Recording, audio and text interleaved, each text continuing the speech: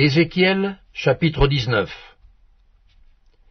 Et toi prononce une complainte sur les princes d'Israël, et dis, ta mère, qu'était-ce? Une lionne. Elle était couchée parmi les lions. C'est au milieu des lionceaux qu'elle a élevé ses petits.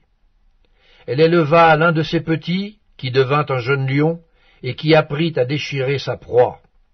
Il dévora des hommes. Les nations entendirent parler de lui, et il fut pris dans leurs fosses. Elles mirent une boucle à ses narines, et l'emmenèrent dans le pays d'Égypte.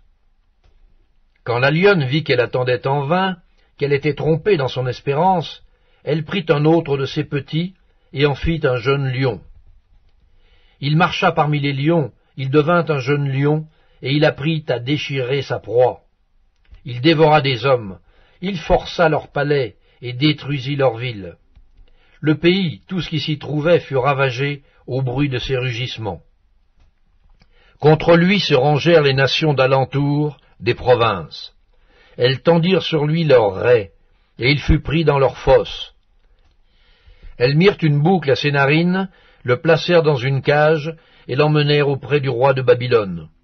Puis elles le conduisirent dans une forteresse, afin qu'on n'entendît plus sa voix sur les montagnes d'Israël.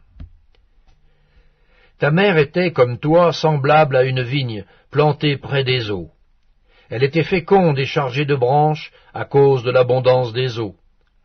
Elle avait de vigoureux rameaux pour des sceptres de souverains. Par son élévation, elle dominait les branches touffues.